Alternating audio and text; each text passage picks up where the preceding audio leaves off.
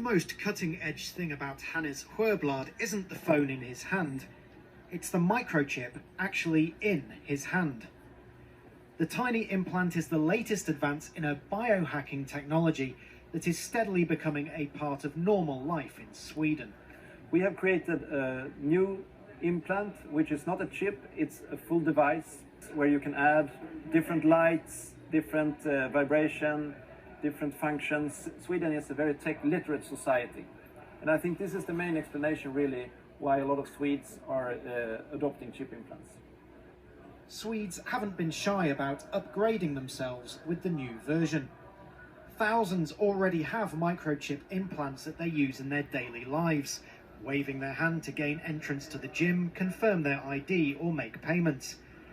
A short moment of pain not putting them off becoming part Swede, part machine. This event is an implant party, simply where ordinary people can show up and get a microchip embedded under their skin. The biohacking movement in Sweden is hosting them all over Europe, but it's at home where they get the most willing recipients. I think it's really cool. You don't have to carry any keys or anything.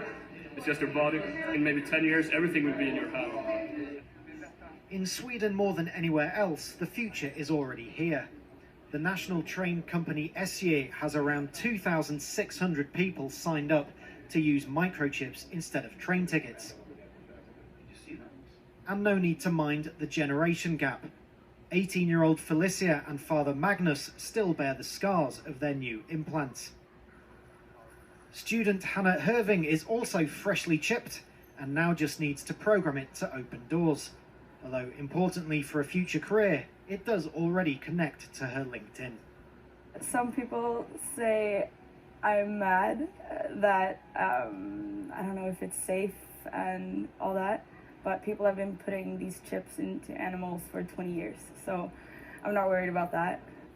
The long-term goal is for the new chips to help provide medical care in remote communities. They're already getting under the skin of the Swedes and may soon become just another normal part of modern life and of the human body. Have a hand in shaping the future. The CEO of vending machine maker 3 Square Market literally opening doors with automation that's turning some workers into high-tech machines of sorts. This is a lot more than just some sort of novelty to you. It is. It's reality. With all of the interest we've seen in it, I can tell this is definitely the future. By injecting a rice-sized microchip into a willing employee's hand, all kinds of data can be programmed into them, from driver's licenses and medical ID cards to logging onto computers. You have to hold it up to something such as this. Even purchasing snacks in the company break room. More than 50 employees have volunteered. How much did that hurt? Didn't really hurt a lot. A third holding off for now. It kind of freaks me out a little bit. Some experts suggest caution. Among the concerns, ID theft, health, and whether the chips can be tracked by GPS. Most people don't really understand how this technology works, what data is collected, how it's stored, or who might be able to get access to it legally or illegally. 3 Square says their employees cannot be tracked by satellite. Melissa Timmons was skeptical, but is now chipped. Yeah, right now it's only to buy a candy bar and get in our building, but there's a lot more that's going to be coming with it. Chips off the new block. I'll choose to pay with my hand here. Cool and technology, once again, hand in hand. Ron Mott, NBC News, River Falls, Wisconsin. NBC. When Elias Brotberger goes to work, he doesn't need ID.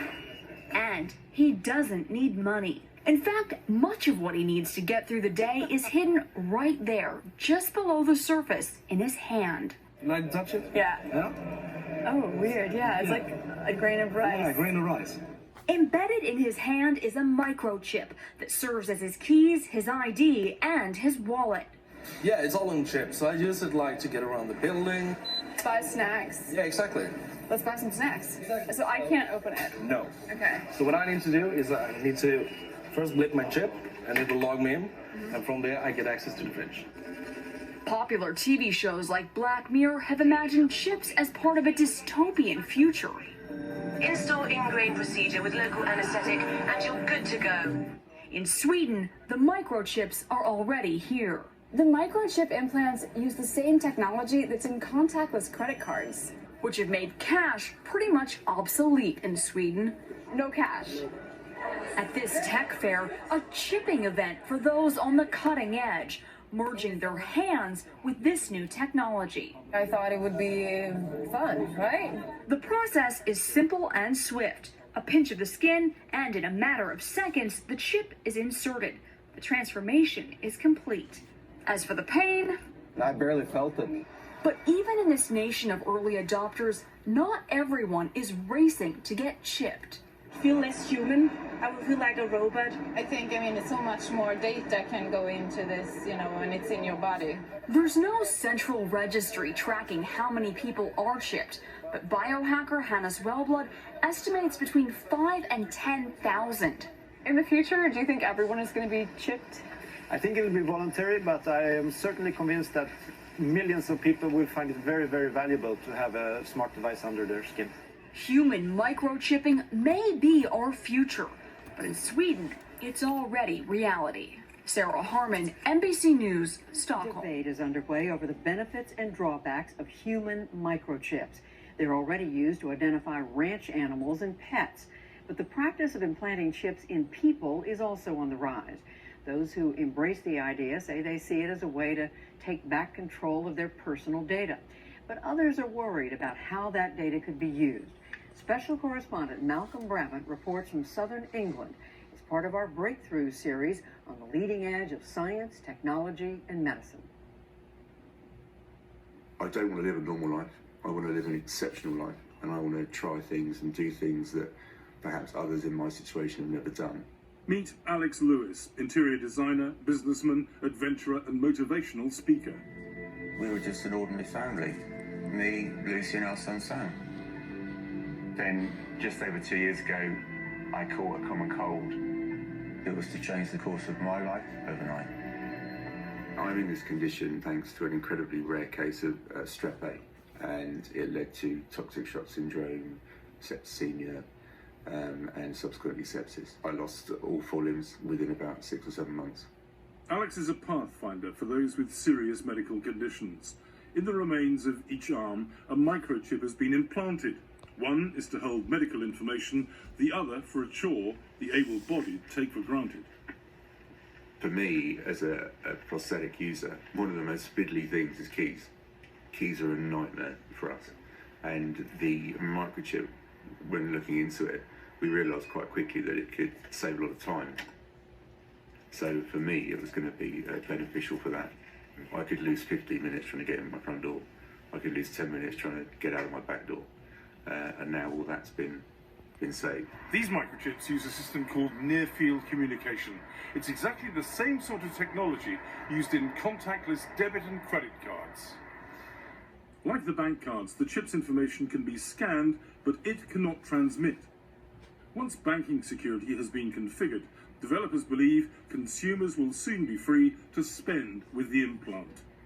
A British railway ticket, but it's much different in Sweden, a country supposedly leading the microchip revolution.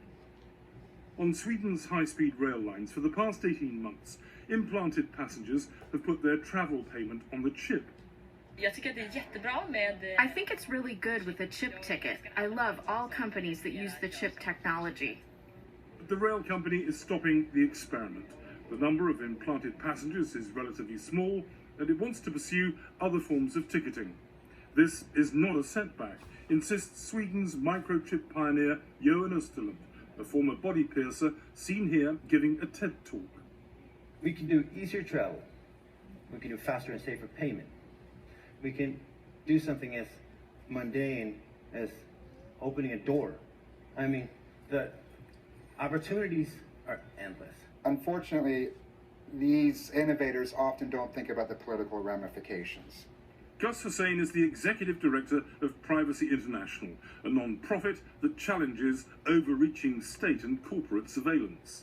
In today's world particularly, we have to imagine how governments and how ambitious politicians and even ambitious corporate executives will try to imagine putting this type of technology into you so that they can exploit your data and ultimately exploit you. I'm going to ask you to keep your hand just nice and relaxed like it is. IT student Kieran Anderson is being chipped by Dr. Jeff Watson, a consultant anaesthetist who's driving research into the medical benefits. The microchip's actually inside here, and there's a sort of introducer piece of plastic that will push it out once it's in. Okay, so this is the implant coming now. You'll feel a bit of pressure and a bit of a clunk. So you're now a cyborg. Welcome. Not too painful? No, that's fine. Kieran has a near-field communication microchip in his hand, and that can be used to store data, store information. His name, address, contact details, anything he chooses to put on there, blood type, allergies, basic medical information. The idea of everything being able to commute together excites me quite a lot.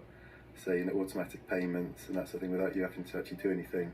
The idea of this chip is that it's not transmitting anything. It has to be actively read. You choose who can read it and when they can read it. I think that gives us a lot more personal control over our information than your mobile phone is giving away. But Privacy International's Gus Hussain is yet to be convinced. Already governments are keen to capture your fingerprints. They are keen to capture your iris scans, and they want to be able to do this at a distance so they can identify as you walk through areas. They're doing facial recognition. These are all fallible technologies. They're hard to do well, but the idea that they could actually just embed you, it is the modern form of tattooing barcodes on people, and we've seen governments do that in the past. This is just the next generation. Stephen Northern, the co-owner of the British implant company, believes those fears are exaggerated. So I've been compared to Hitler before for microchipping people. It's been commented, but I mean, I can't really see the connection personally. I can understand people have very strong views. There's big ethical arguments around microchipping people, but currently it's by choice. No one is enforcing you have to be microchipped. If that happens, completely different ball game and lots more arguments to be had around it. Eddie Curry favours using chips to replace keys at his weekly newspaper on England's southern coast. He fears the publication is at risk in the changing global media market and wants to attract new income by turning the company into a hub for digital innovators. I'm well aware that this technology could be used for all sorts of sinister things, but for us here, we're an ethical firm. We don't envisage doing anything more than that, and we wouldn't force anybody to have one because we can understand they may be reticent about it. But the majority of staff have rejected the offer to be chipped. The benefits, of just being able to open a door wouldn't really be sufficient for me to have something implanted in my body. I haven't got any concerns because obviously this is quite a small company, and I don't think it will be abused here. I suppose somebody has got to be the trailblazer so that other people can see how it works. I don't want that to be me. Jeff Watson sees huge potential, especially in the medical field, for those with illnesses such as diabetes. Take a diabetic who collapses in the street and people don't know what to do. By the time the ambulance has arrived and worked things out, it may take hours before they're properly treated. Whereas a simple instruction read from the phone, my name is Joe Bloggs, please contact this number for my next of kin, I'm diabetic, please give me some sugar and it should make me feel better. Those kind of things could make life-changing advances for individuals. The chips can be read by scanners installed in the latest mobile phones. So how easy would it be for a hacker to steal the information from the implants used by Alex and others? Any technology is open to abuse, and anybody would be able to hack it. In order to hack these devices, it has to be held still for a period of time. At the moment, I think that takes about 3 to 4 hours to hack it. Thank you very much. Thank you. Thank you. Alex's wife Lucy is not troubled by security concerns and is looking forward to the second generation of chips. Alex travels overseas an awful lot, and before he goes overseas, I have to do this whole packaging of medication, what medication he's on, and passports. I'm always worried about who has his passport, and so all of those things, it will eventually come into its own that he'll be able to use all of that information without me worrying about where it is or who it's with. At present, Alex Lewis relies on a driver, but he hopes the next breed of implants will put him behind the wheel. To be able to get into the car, to start it without any kind of key with the microchip start would be fantastic. But it just opens up a bit more freedom for me. Privacy International's Gus Hussein insists he's not a Luddite, a person opposed to new technology. Every technology that comes along has to be treated with complete suspicion until we're able to sort out the ethical barriers around our actions. I live an incredible life, a life that I'm incredibly happy to be living. Shalom, shalom. I want to start off by giving all honor and glory to Yahweh, by Hashem Yahushai, by Hashem Rakakadash La'elam Yom. Double honors to all the elders and apostles of Great Millstone for teaching me sound doctrine. Strong shalom to you, men and women out there doing this work diligently, making their calling and their election sure. I'm just here to tell you that don't take that chip, that mark of the beast, right? Hopefully this is edifying. Hopefully the videos that, that's part of this lesson was edifying too as well, letting you know how Sweden is one of the main countries, one of the main regions that are that's implementing this chip, this mark of the beast. Then you got some businesses too as well in Wisconsin that chip their people. Don't take that chip, man. Don't take the vaccine. Don't take the chip. Revelation chapter, let's get ready to some precepts real quick. Revelation chapter 13 and verse 16, it says, "And he causeth all, both small and great, rich and poor, free and bond, to receive a mark in their right hand or in their foreheads." Verse 17, "And that no man might buy or sell, save he that had the mark or the name of the beast or the number of his name." Right? And so this is what you see going on in Sweden. It's not around the world on a broad spectrum as of yet, but eventually they're going to force people to take this mark of the beast, which is the RFID chip. They're going to force people to serve the image of the beast. They're going to force people to serve the beast, right? 2/3 of our people shall be put to death, right, for serving the image of the beast, right, for serving the mark. For having a mark too as well, right? And let's get that. This is Revelation. We're going to continue on Revelation 14. And verse 9, it says, "And the third angel followed them, saying with a loud voice, If any man worship the beast and his image, and receive his mark in his forehead or in his hand," verse 10, "the same shall drink of the wine of the wrath of God, which is poured out without mixture into the cup of his indignation. And he shall be tormented with fire and brimstone in the presence of the holy angels and in the presence of the Lamb."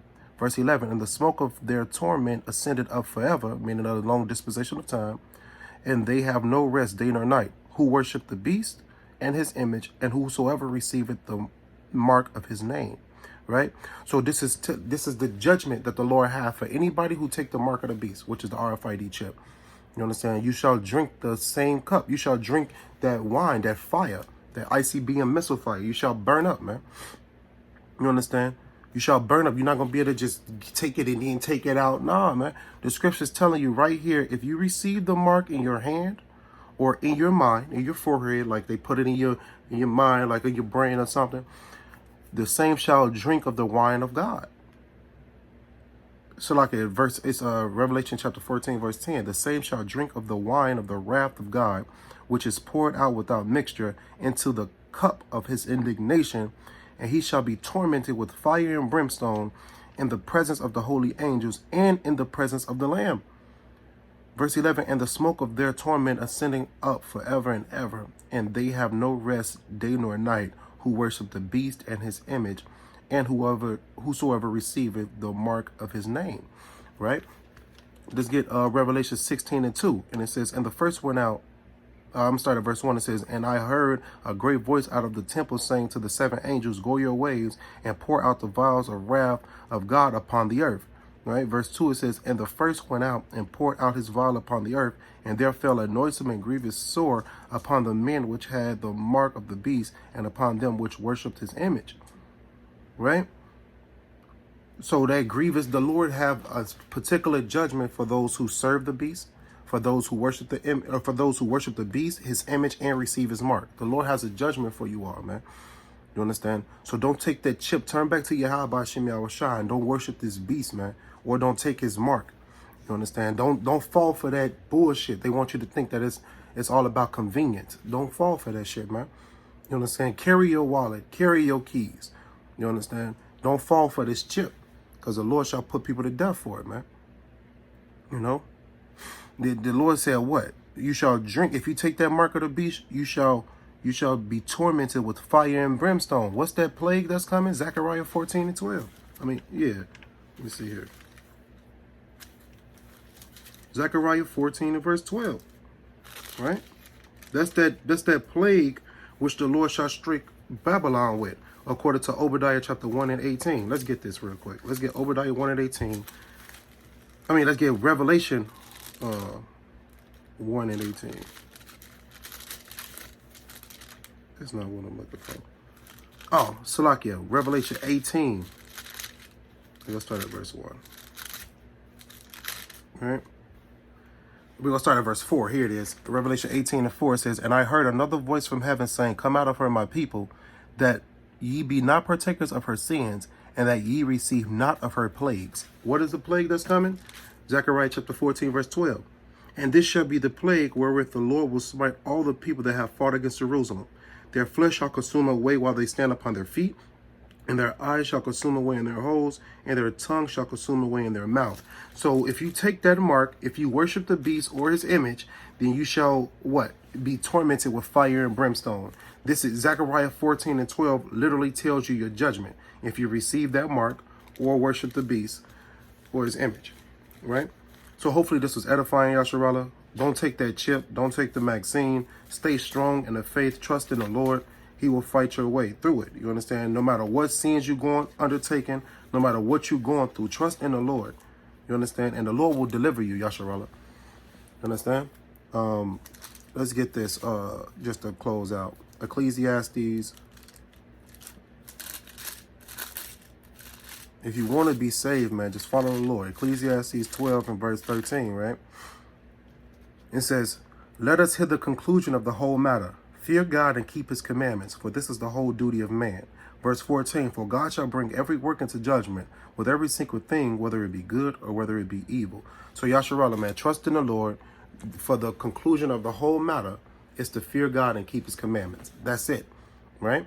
So don't take that mark of the beast. Don't take that vaccine. Don't worship the beast. Don't worship his image, right?